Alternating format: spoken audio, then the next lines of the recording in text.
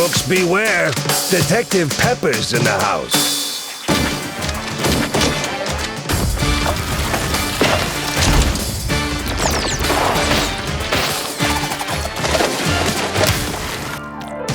Our studio combines two worlds. We combine game dev with animation. We wanted to make a game that looks like the cartoons that your grandparents probably watched when they were kids. And the rest is history.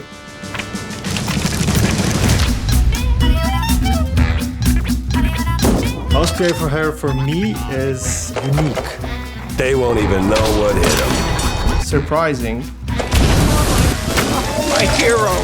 Wacky, extraordinary. More than just an old-school shooter. It's a game like I've never played before. Are you ready for a sneak peek of what we are cooking here?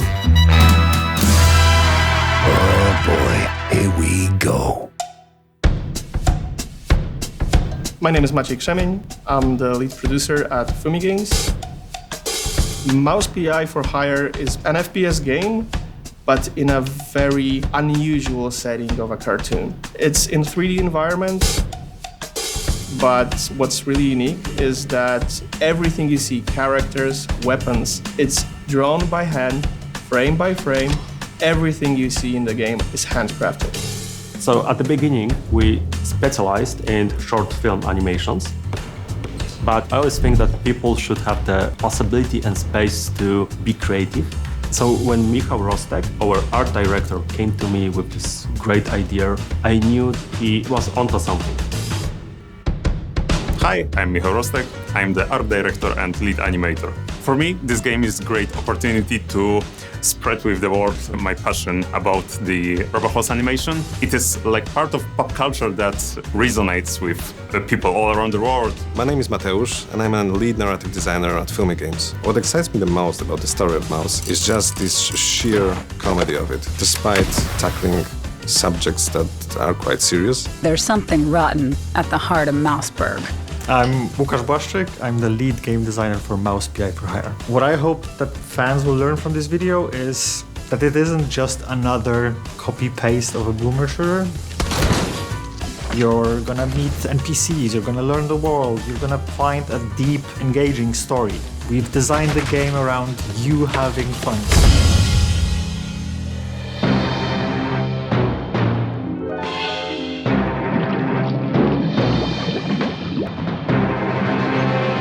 Our main goal with Mouse is that every frame of the game should look like old cartoon film from the 1930s. A clue, a lead. What more could a mouse detective want? So every element of the UI or the weapons, enemies, everything is animated by hand. One of the biggest challenges that we have to overcome is to make sure that every frame of the animation will be as close as possible to 1930s rubber hose style.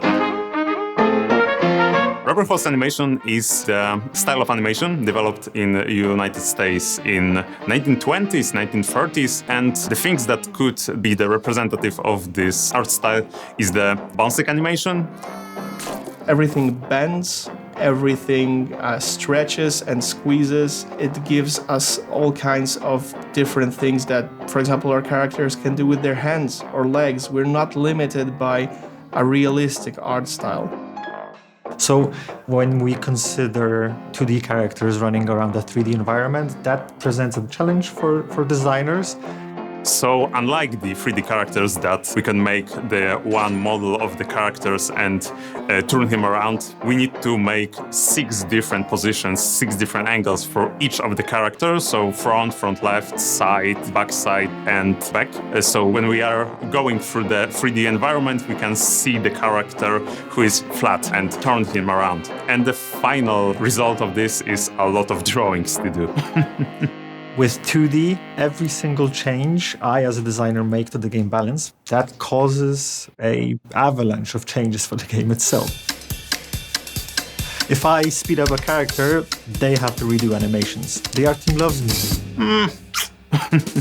One of the biggest challenges with Mouse PI for Hire was the black and white aesthetic, because usually you will use specific tricks to guide the players through certain locations. You have the well-known yellow paint that shows you where to use what. And we don't have that because we have a completely black and white game, so you have to guide players through light. We will often use typical black and white on objects that can be moved, will be interactable, while maintaining grayscale and no outlines on objects that you can't interact with. We want to put a life to the world through the animation elements, so on every level there will be something extraordinary and unique to see and to experience.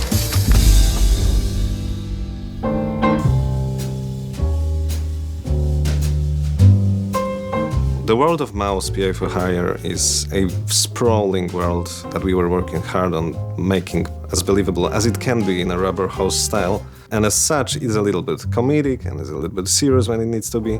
And the city that the game takes place in is called Mousberg. It has its own unique flavor. It's a cheesy flavor, you might say. Call me a cheesehead, but that elevator wasn't here before. Most of the society in Mousberg consists of mice, but there are also shrews and rats as well. But with a society this diverse, it sometimes creates some friction. And our protagonist, Jack, is put in the middle of those situations where the friction occurs. And it's up to us to solve those problems in many different ways. Crooks beware! Detective Pepper's in the house. So Jack Pepper, as the title says, he's a private investigator. He's a war veteran and he has his own scars. He has his way of extracting information, and it's not always as graceful as you might expect. Ow! What was that for? Standard procedure. Little sucker punch before questioning never killed anyone. So, as a private investigator, Jack is approached by his clients. And he is tasked with solving 3 different cases. Each of those cases serves a different purpose and adheres to a different trope in general noir theme. Basically, the cases are starting points for each separate storyline that we have.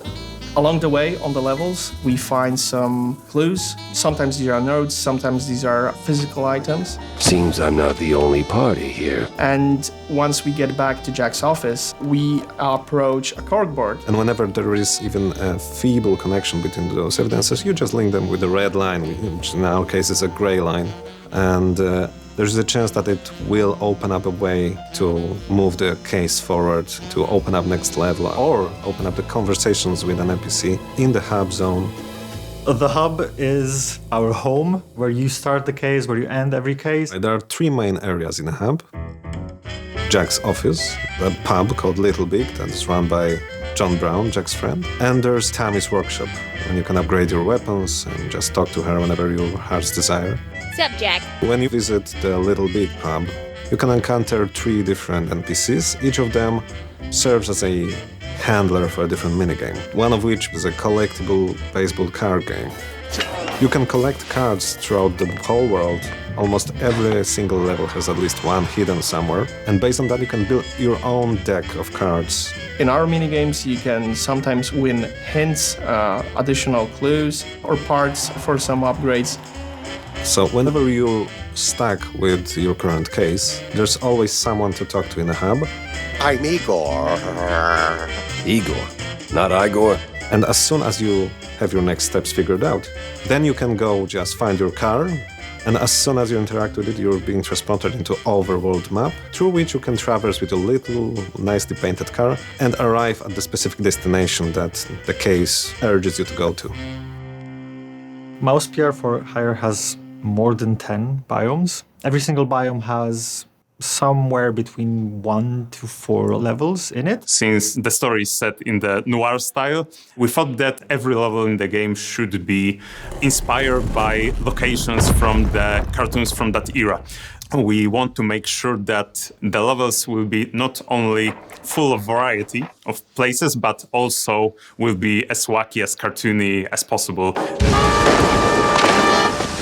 Well done, genius. You broke the damn air duct. Streets is one of the earlier levels within the game. So When you first enter the level, you find complete chaos on the streets. Don't hurt me, officer. 'Twas just a little cheese stick on the sidewalk. You will see shrews getting beat up. You will see them getting kidnapped. You will see them disappearing. And yeah, you will see how police officers aren't really there to protect anyone anymore. Well, that was a speeding ticket for sure. Your goal on the streets level is to enter the police station and find out what's going on to the larger population of Mousberg itself. There are enemies running around left and right. You will fight enemies that you haven't seen before, especially in the previous parts of the game. Here's Jacko. You will have cops that use batons and try to pacify you with them. So enemies, enemies, enemies. Before that, the previous levels were more toned down when it comes to the types of encounters and the amount of enemies you encounter, and this time when they will come at you with everything they have.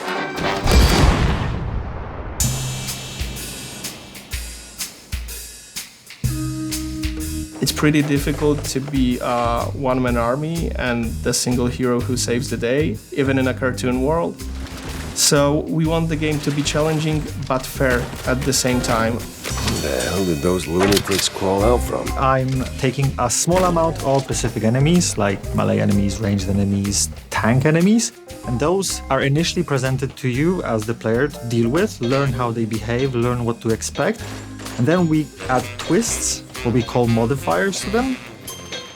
So a tank that you've encountered previously that charged on you and you learned to dodge it when it's charging might now also enable a force field around itself that you need to figure out how to deal with. And these modifiers keep it fresh while maintaining the feeling of familiarity when it comes to specific enemies. Some of the characters are slim and they're moving faster to us. Some of the characters are bigger and they need to stomp around. We need to have the different approach to the characters because it changes the gameplay.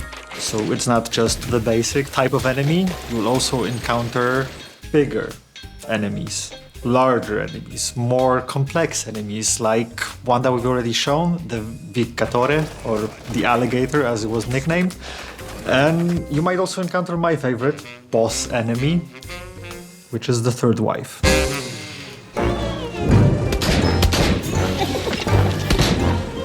Once you encounter a specific enemy, you would want to choose a specific weapon. We have a standard roster of weapons, so you get a pistol.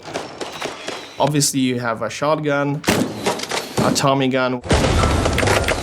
But since it's a cartoon world, there is a freeze gun. With this portable freezer, your meat and dairy will stay preserved until the end of time. There is what we call a conscious gun, which is basically a brain in a jar attached to a weapon. With our device at hand, making friends becomes mind-blowingly easy. The cartoon cannon, it's a cannon, so what do you expect? Sometimes you knock. Sometimes you knock it down. The alt-fire mode, on the other hand, it will allow you to use that loaded cannonball in the weapon, smash it into pieces, and fire a burst of smaller projectiles if you want to deal with more enemies at the same time. Weapons in the game will also be upgradable.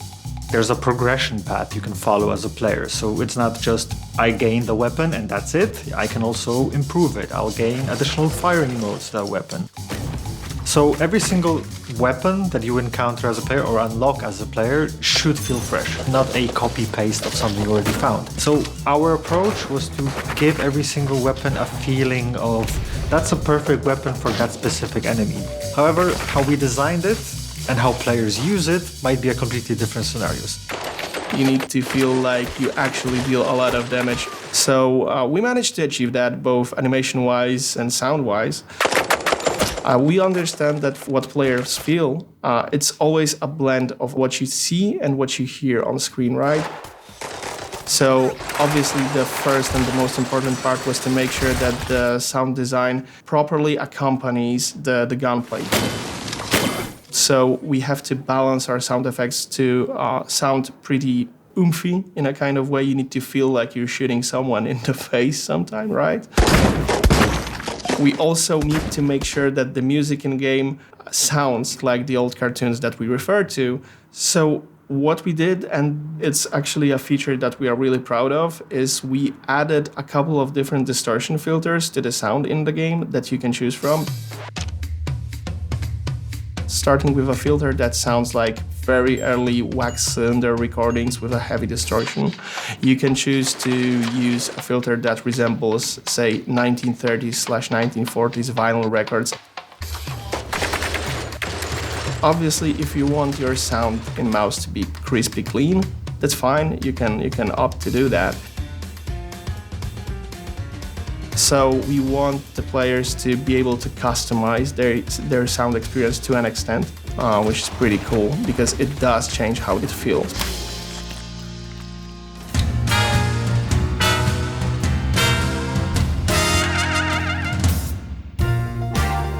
From the beginning, I knew that this game is like no other.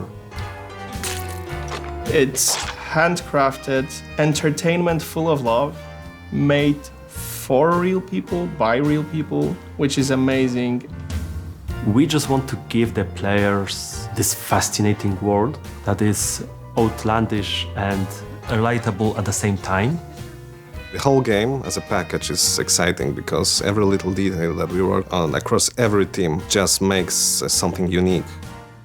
I'm most proud of the team that's building the game and the boundaries that they cross every single week, every single month. I know it sounds cheesy, but we create something that is truly a human experience in a world inhabited by mice.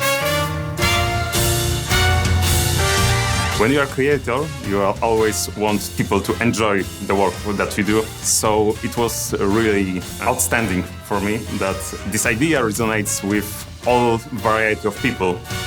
I can't wait to see how players are enjoying it, what they're doing with the game, and seeing the creative fluids that we've put into the project go beyond that. We showed you a lot today, but there's definitely more where that came from. So now it's time to step out of your office, gather some clues, connect the dots, and save Mousberg, because right now you're the city's only hope.